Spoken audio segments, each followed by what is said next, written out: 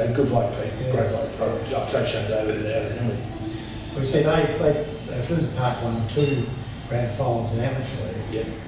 And that's where SANFL was formed because Jeff Aussie was the manager there, and they decided they needed another competition. So that's right. They moved from the North South Amateur League, didn't they? No, Flinders Park. Flinders Park. No, I think they were always amateur league. I don't remember them in North South. I thought they were always in the North South. I was saying correctly. No, Lockleys were always in the North South. Yeah, Lockleys were. Yep. There's another strong player for Lockleys was Terry Gleason. Yep. He was very tough. They were very tough. Yeah. There's 2 boys who went alright too. Just slightly. They both went alright. Yeah. See, Matthew was a very good police footballer as well. Yeah, it does. Yeah, but there's I went through a bit of a list in my mind about those great players.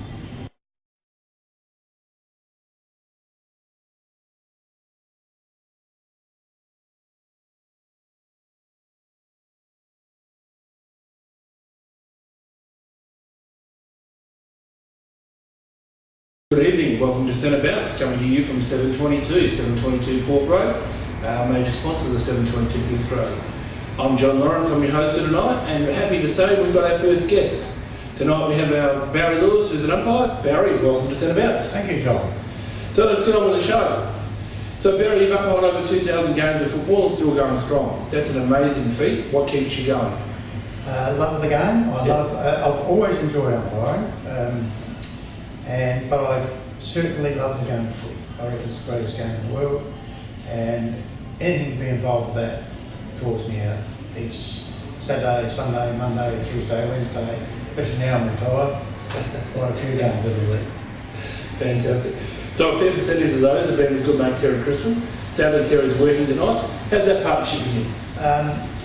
Terry had a bit of a glitch with his driving, and I had to drive him around for a couple of years. As the coach put me on with Terry, we were mates.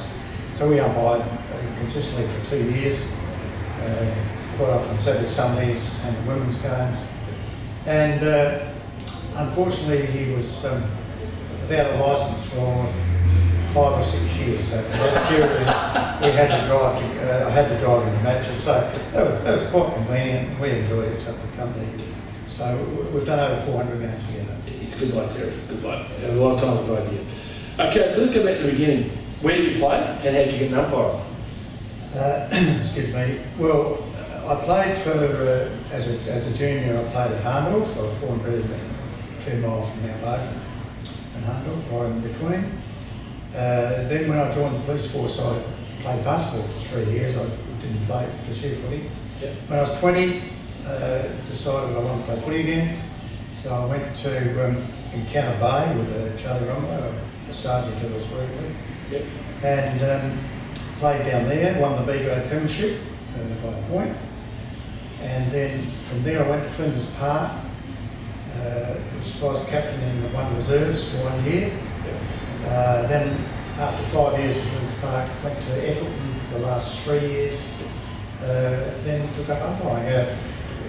I went to a social game in 1974, and I was the secretary that put out a police social club then, and the umpire never turned up. And I was trying to work out who organised, and I said, have you contacted? Then they said, we'll have to call the game off. And I said, no, anybody got a whistle? So I took a whistle, umpired the game, and we played on, whatever they were playing, Darlington Police. Afterwards we had a few beers and people said, you won't get bad on umpiring. So the next Tuesday night I went out to SANFL at West Terrace, and that's where it started. Fantastic. Fantastic. What has been a number of changes over the years? What are some of the changes you see? Some of the changes. Well, when I first started umpiring in 74, there was no square. Yeah. All it was a small dot in the middle of the ground where you bounce the ball.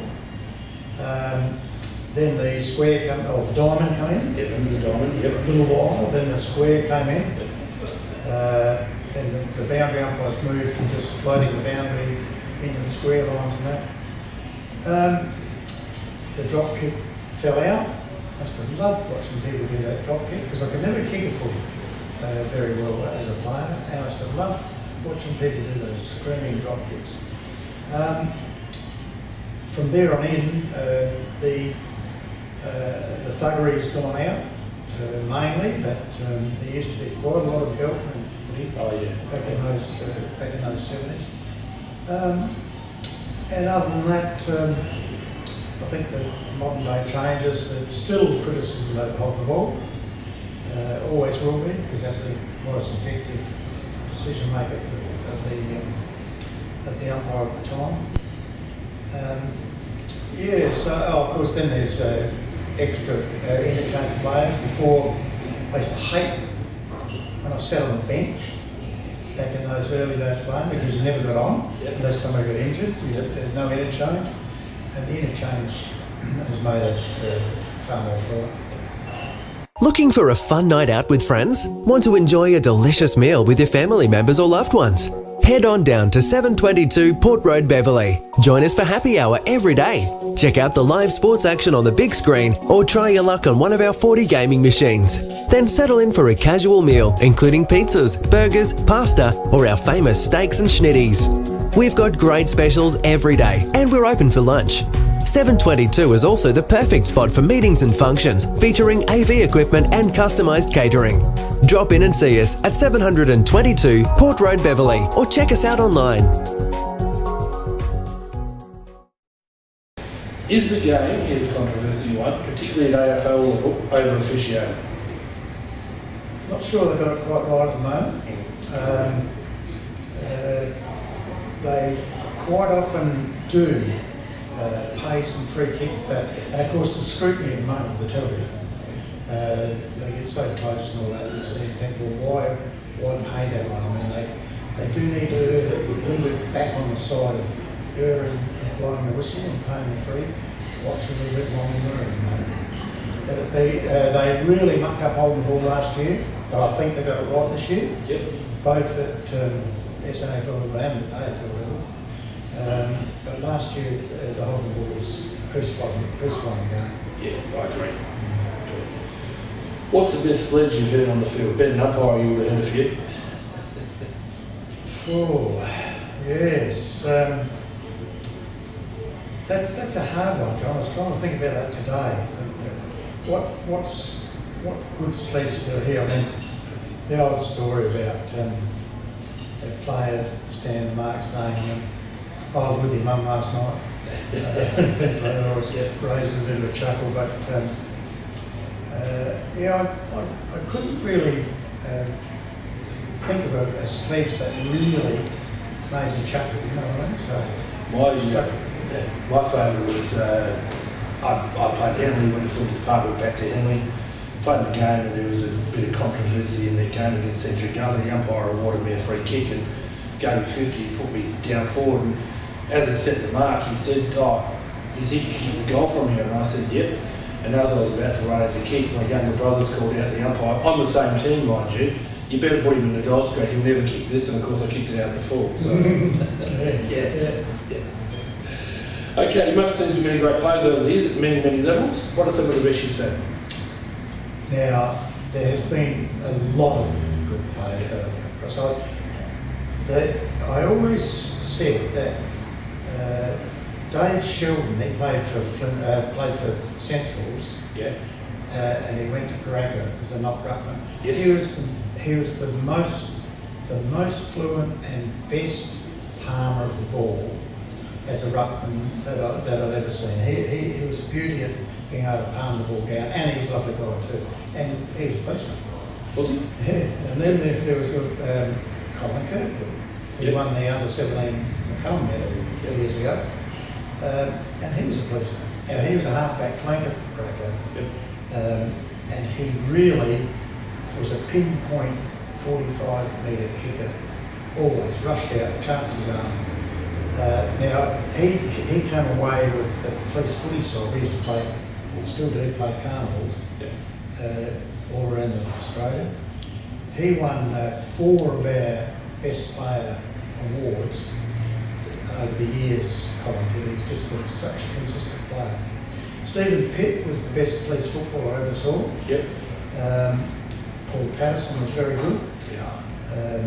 And Paul Patterson won, I remember, the legacy games the Army, the Police and the Fireys would play.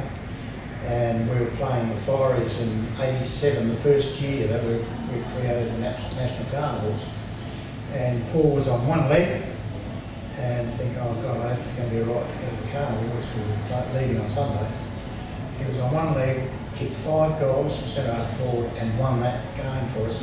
And the Fireys were absolutely star-studded. They had 7 league players playing from Woodville, Westies, and we beat them by about 8 goals. Oh wow, because they were going guys like Sue and Taylor, guys like Darren Grosser. Grosser always tore us apart. Orchard. I went to school with Darren. Good lad, Darren. He always tore us apart. He always leads the cup game. Kirkwood and Shelton, from memory, there used to be another tier competition in Adelaide, for those that didn't know, called SANFL. Kirkwood and Shelton were at Paraka in the halcyon days under Danny Hankton, the Central's player. That's right, yeah. And they won SANFL Division 1, they won 4 or 5 flags, and played about 8 grand finals from memory. Yeah, missed a couple. And then I remember one where Grant Zubrin against Nor was coaching Paynham, and Paraka towered up in the second semi, and Zubrin side turned the tables in grand final. Yeah, I remember that. That was an unbelievable game. 86, and of course then when Flinders Park, I umpired quite a few SANFL grand final. In '83, yes, Flinders Park played Paraka kicked themselves out of the game, but they were expected to win. But Flinders Park won by 3 points. that would have been under Peter Milson. Peter was coach, yeah. And that was a great game of footy that day. Do you know that he coached Taylor Mendel Premiership? Oh, did he? Yeah, I was coaching, because there's 2 leagues up that way. I was coaching in one of them, and Peter was I reckon lives at Walker Flat, and was coaching Taylor Mendel in the first flag in about 20 years. Yeah. Good bloke, Pete. Yeah. Great bloke. I coached Shane David out of Henley. We see Flinders Park won 2 grand finals in amateur league. Yeah. And that's where SANFL was formed, because Jeff Foster was the manager there, and they decided they needed another competition. So that's right, they moved from Geelong South Amateur League, didn't they? No, Flinders Park? Flinders Park. No, I think they were always amateur league. I don't remember them in Geelong I South. thought they were always Geelong South. I was saying correctly. No, I know Lockleys were always Geelong South. Yeah, Lockleys were. Yeah. There's another strong player for Lockleys, was Terry Gleason. Yep. He was very tough. It was very tough. Yeah. There's 2 boys who went Yeah, alright too. that's Just right. slightly, Yeah. they both went alright. Yeah. See, Matthew was a very good police footballer as well. Yeah, Douglas Foster. Yeah, but there's I went through a bit of a list in my mind about those great players.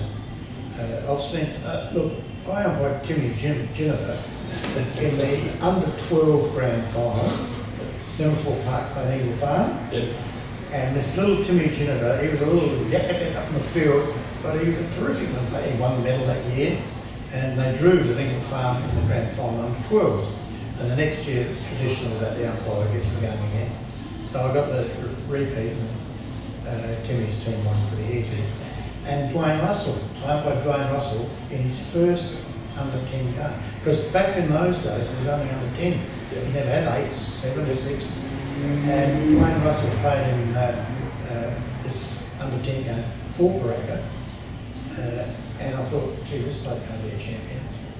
Best junior football I ever saw was Mickey Gaffney. Now he played fringe football, but he went to school with my son, and we had an unbeaten side for 3 years. But Mickey Gaffney, at 8 years of age, could drop the ball onto his boot beautifully, take an overhead mark, handball, bounce. Mickey Gaffney was the best 8-year-old footballer that I've ever seen. Oh, wow. Yeah. Wow. Okay, so what are some of the characters, both umpires and players? Well, you mentioned one, Jennifer.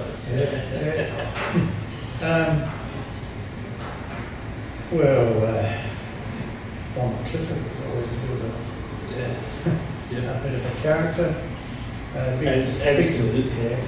Big Richo, I think I mentioned. Yeah. He was coach From his bar. from his bar. He was quite a character. I'm trying to think of the bloke from Torrens. He played for Broadview. I did the Broadview and Riverside second semi. Some I think it might have been on there, had one I went to. And he played for Torrens, but he was playing for Broadview, and he come up to me during the game, and apparently he'd got collected behind play. There'd only one umpire there, and he says, Lewis, what are you going to do about this? And he had blood streaming from him out there, bleached tree. What are you going to do about it? I said, look, mate, I'm not a dentist. I have to go and find a dentist. Again, these people who are absolute champions there's many of them.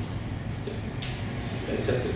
Okay, I want to mention you're involved with the C7 competition, which was a competition for people who were challenged, and please don't think I'm being rude there. I saw you umpire a couple of times out of Gaza when my oldest boy was playing on 16 to go. And I must admit, I wasn't sure who had more fun, the players or you. Did you really enjoy that? Yeah, I did. I really got that was about 14, 15 years ago. The coach of the amateur league then said to me one day, would you consider going and umpiring this over the A12s then? That's right, they were too. And I said, what's the matter? He said, you're pretty good with your communication, but they're whistling a lot about the umpires. And people, I mean, it was a voluntary thing. And I said, yeah, I'll go and look at that, I'll go and do that. So I fell in line then with the players, got to know them very well. Umpired them for 12 years.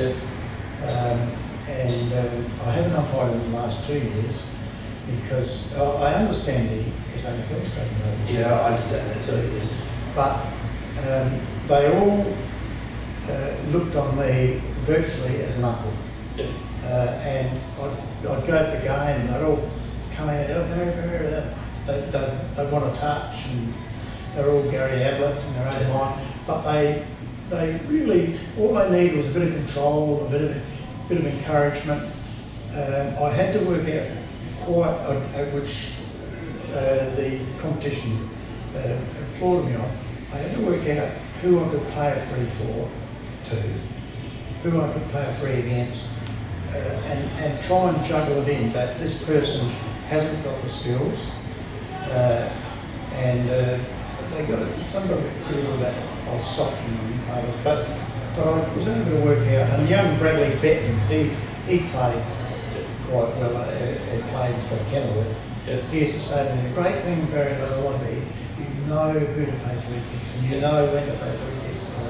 But I had a great time doing that job. It's an amazing competition. I remember one day at Gaza, and one of the lads turned up because Gaza had decided they were playing Greenhavens. One of the lads turned up during the under-16 game, and one of the Gaza officials said, "Oh, you're here early." And he said, "Yeah, I didn't want to be late. I had to catch 3 buses." Yeah. And the official said, "Well, you don't need to be here for an hour." "Yeah, but I couldn't be late." Mm-hmm. And that summed it up. It was pity some of the other blokes that I've coached over the years didn't have that mindset and that attitude.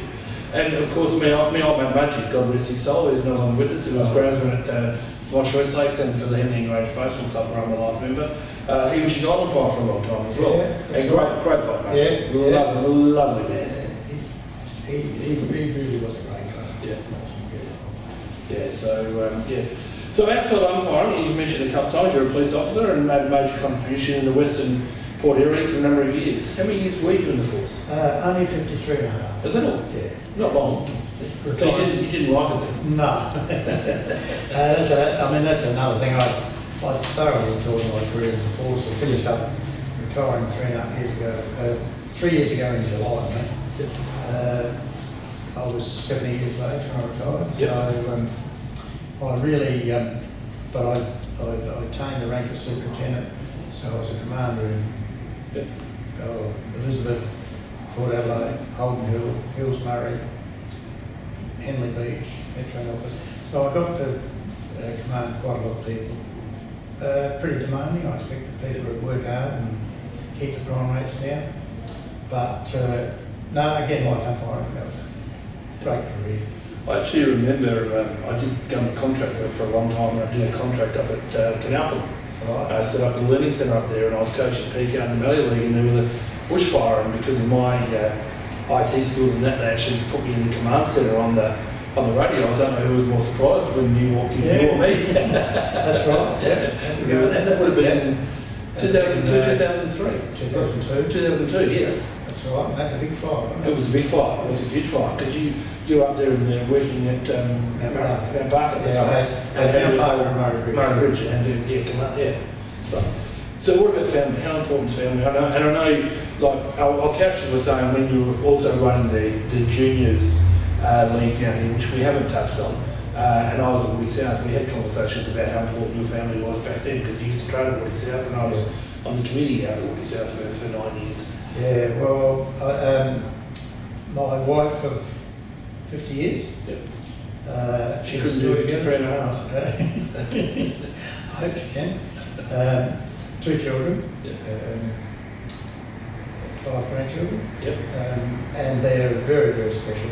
I couldn't have done what I've achieved in the police force or in umpiring without Mary's help.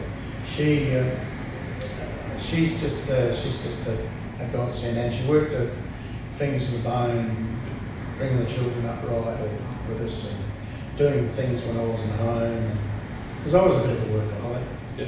I never noticed. And she'd just keep everything going. And currently we're both together painting the back Rumbles room of the house. Yeah. But so grandchildren, well, 19, Pitch, 17, Katie, 8 for Finn, 7 for Jaden, and 5 for Aussie. And they're all local, Largs North and Largs. Beautiful. Always spend a lot of time with them. Every Wednesday I take the 2 juniors to school and see the others as much as I can. Taught both Mitch and Kate to drive. Yep. And got them car each. But their grandkids are terrific. My daughter always says, Dad, you spend more, you treat the grandkids better than you taught than you did with us. I said, yeah, but you weren't my grandchildren. Fantastic. Final one for you. I go back to about 1987. I was coaching. You mentioned you played at Flinders Park, so did I. And I was coaching under 17s at Flinders Park in the former SANFL competition, which we talked about. We were playing Salisbury North at Salisbury North, and they're set up. They've got their change rooms one side, the coach's box is the other. So at half time, it's a big ground, Salisbury North. Half time, I elected to stay on the ground. And all of a sudden, Barry, you were umpiring by yourself, because one man umpire in those days. Get off the ground, John, get off the ground, John. I looked up and get off the ground. And he started the second half without Salisbury North out there. We went in and kicked a goal. We're going back into attack for the second time. Would have been buggered if we had to put the ball out in the full. You remember that? All kicked the point. All kicked the point. Yeah, all kicked the point. Yeah. Well, it was a fair trot, as you know, to go from the centre of the ground over to the change rooms. So it was a fair run. Yep. And I've been over twice to get them out, because you guys were virtually on the ground ready, and the half-time break had gone plenty. So I said I went and said to the coach, look, out now, and he was still talking. I said, I can tell you this, the ball gets bounced when I get back to the middle. And went back and bounced the ball. And the kick got, they still haven't come out, I would say. But they did, they ran like scattered rabbits. They did. Talking about that, John, I did that once in a Division 1 SANFL game between Brighton and Flinders Park, down to Brighton. And Big Richo, who also coached Flinders Park, but he was coaching Brighton. And he wouldn't break, and the time had well done. So I said to him, Richo, when I get back to the middle, the ball gets bounced. He said, yeah, you won't do that. I said, you better watch. So they took the ball from the park and kicked off from the middle, but the players were able to scatter back and all ran towards where the ball was. But sometimes you've got to do it. That's only twice in 2,333 games that I've done that after half time. But you can't have a coach being ignorant and not keeping the game moving, you know. I haven't heard of it happening much anyway. I don't know you. No, I haven't heard much. So that was the only time in my career, and as you know, I coached for a long time. That's right. At various clubs. And it was the only time I'd had it in my career as well. Well, that's it. Barry Lewis, thanks for coming in to Centre Bounce tonight and spending time. I greatly appreciate it. Absolute pleasure, John. Absolute pleasure, and I hope we've got a little bit out of it. Absolutely, fantastic. All right. So when we come back, we'll go to a break from 7:22. When we come back, we'll talk AFL. Thanks very much. Bella Vita Pizzeria owners Sam and Redek promote Bella Vita Pizzeria as an original Italian pizzeria restaurant, offering high-quality food with home-style cooking. Their combined experience of 30 years in the industry has allowed them to source quality products, local and imported, to produce food that has an exceptional quality with a strong, unique Italian influence. The menu ranges from traditional pizzas, gourmet pizzas, pastas, risotto, parmigiana, schnitzels, seafood, rib, wings and salad. All food is cooked, prepared to order and made fresh on the premises. Bella Vita also offers a range of desserts, gelato and coffee. You can find Bella Vita Pizzeria at 582 Port Road, Allenby Gardens, and their phone number is 8346 1991. That's 8346 1991. A proud sponsor of the Centre Bounce.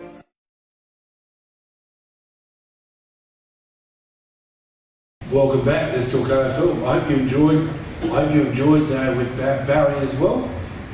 So whether he was pushed or whether it was his choice, I have to say that Brad Scott has handled his departure at North Melbourne with humility, class and integrity. People up in arms about him and David King, bit of theatre never hurt anybody. The mid-season draft, I just think it's wrong. Glenelg lost Lachlan Hosey, who's one of their key forwards. South have lost Michael Knoll, their ruckman.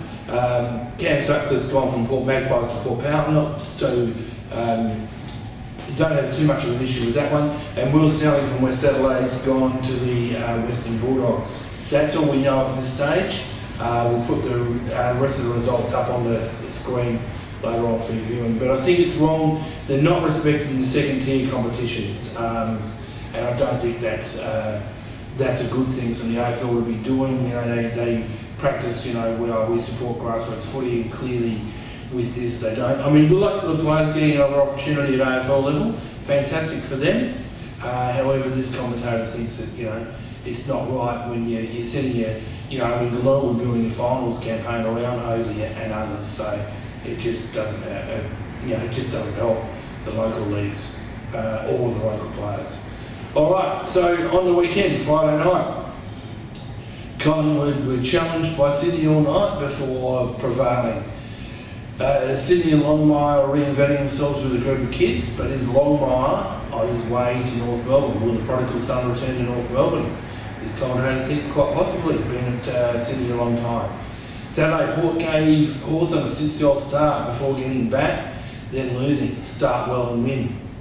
Adelaide, the next game, very disappointing. Squandered a 6-goal lead to lose to Premier West Coast. They were premiers for a reason, but still sits second. On Taylor Walker, centre forwards the half position to play on the ground.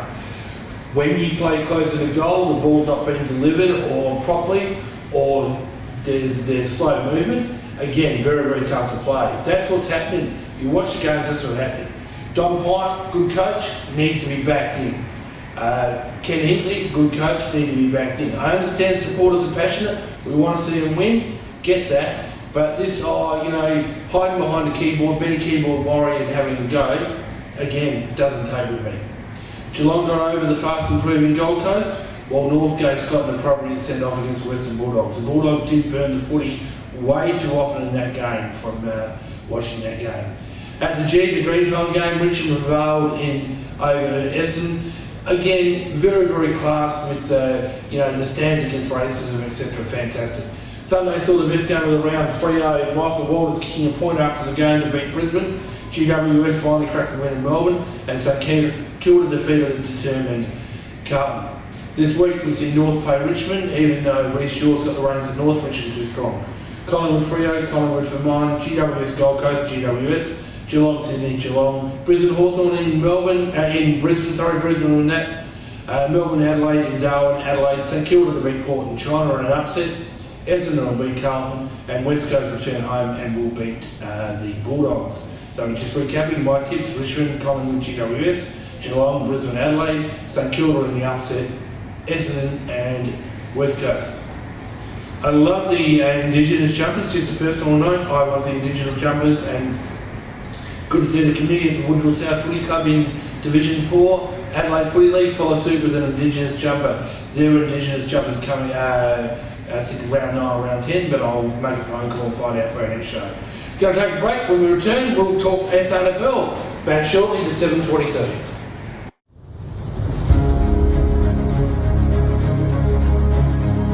Faithful have put up with a fair bit the past few years. Glenelg haven't made finals in 8 years, I think now. The boys have a lot of belief in the direction we're going. I think 2019 holds a big year for us.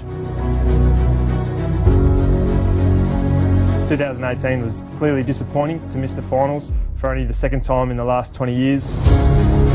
We're a proud football club and we want to do better.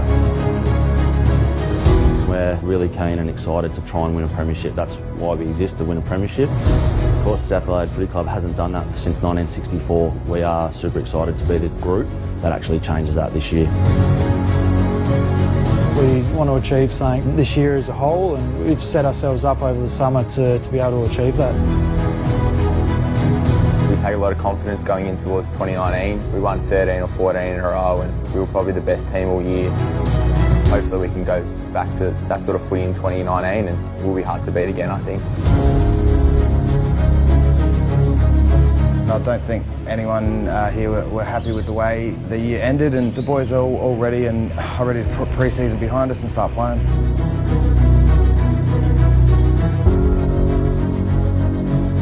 In 2018 was a bit disappointing because we were aiming to get into finals and fell short. There's a big hunger to win the flag like we did in 2015. Hopefully we can have that success again. Any year you don't win the premiership's disappointing. Our goal every year is to go all the way, so if you don't do that, obviously it's a failure. So we're looking forward to 2019. As a football club, we don't want to be winning one game in a season when we've got such a rich history of winning grand finals. So to get back to the finals and then to win it, that's just what should come with hard work. The Roosters are the 2018 stars of the SANFL competition. We're probably more the hunted now, but I know that our team will still be hunting and striving for that second flag. Really excited for the year ahead. We're setting our sights on a big 2019. We're always ready. It's a pretty special comp. We're fit, we're strong, we're ready to win. The team's really looking forward to 2019. And Magpies are definitely ready for 2019. The Eagles are ready for 2019, don't worry. We're overweighting, let's get started and let's start playing.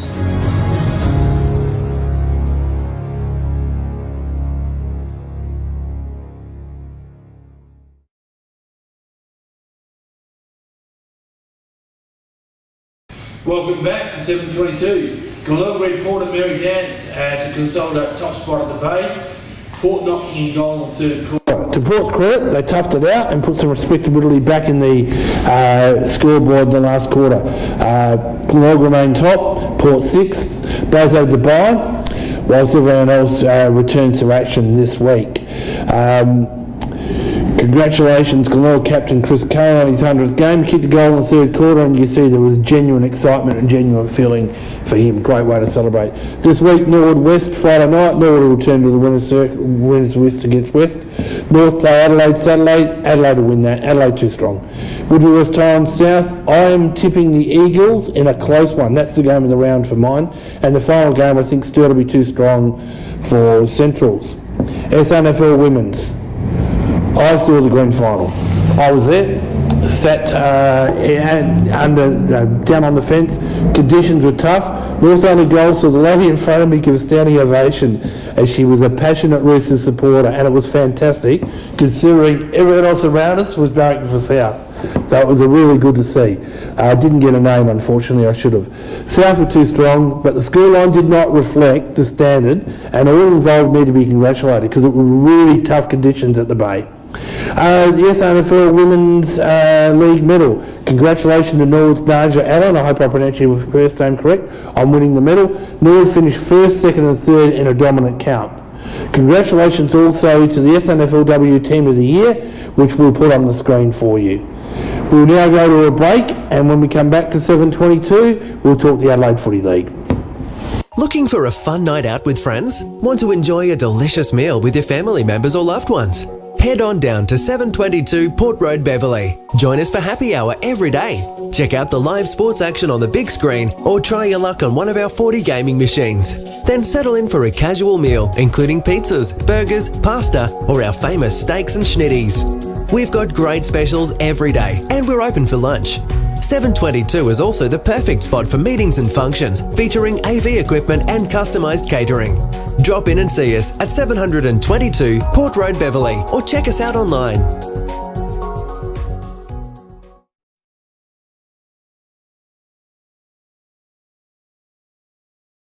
Welcome back to 722 Port Road, our major sponsor, 722 Bistro. The results for Division 1 to 4 are across the bottom of the screen. Some interesting results, starting to get some separation top to bottom. Division 1 ladder, PAAC, so Prince Alfred, St Peters, Pananor Union all have 5 wins. Ross Trevor, Port Districts 4 wins. Adelaide Uni, Goody Sounds, Teacher Gully 3 wins. Brighton 2 wins, Henley with 1 win. This week sees Brighton play Port Districts. Goody Saints take on St Peters. Henley, Pananor Union at Henley, PIC, Teacher Gully, Adelaide Uni versus Ross Trevor. So the top 5 play the bottom 5 in that competition. Division 2, ladder, only on 6 wins and a draw. Salisbury North, 5 wins and a draw. They drew against each other. Hard to pick that one. Sacred Heart, 5 wins. Atherton, Seaton, Ramblers, 4 wins. Frost, Broadview, 3 wins. Mulberry, 2 wins. Gaza win the draw. And Scotch have the draw, which was with Gaza, obviously. So this week sees Frost play Modbury, Army v Seaton, Gaza Broadview, Salisbury North play Atherton, one of the games of the round, Scotch play Sacred Heart. Can Gaza make it 2 in a row after beating Seaton? But the standout game, Salisbury North Atherton, as I said, the game of the round at Salisbury North, big round that. Division 3, Old East, North Haven, Galunga, 5 wins. Flinders Park, Portland, 4 wins and a draw. Golden Grove, 3 wins and a draw. Westminster, 3 wins. Plimpton, 2 wins and a draw. Murphy Park, Skips Cross, 1 win each. So this week sees who? Old East play Golden Grove. Murphy Parks v Galunga. North Haven v Flinders Park in the game of the round. Definitely the game of the round, that one. Portland, Jeps Cross. Westminster v Plimpton. And finally, Division 4. Smosh have 6 wins. CBC and Woody South. Edwardstown, Pembroke, Mitcham, all 4 wins. Walkerville, Kilburn have 3 wins. Paraka 2 wins and Kernelight Gardens 1 win. So this week sees Kilburn play Paraka. Pembroke v Edwardstown. Kernelight Gardens are playing Smosh at Kernelight Gardens, big round that one. Woody South v CBC in the game of the round. Walkerville v Mitcham. Only the Smosh Kernelight Gardens game does not have an effect on things as far as the ladder goes. Any of the other 4 could be the game of the round, but I am picking the CBC Woody South game, last year's Division 5 Grand Finalists, as the game of the round. Okay, we're going to go to a break. We'll be back shortly to wrap up.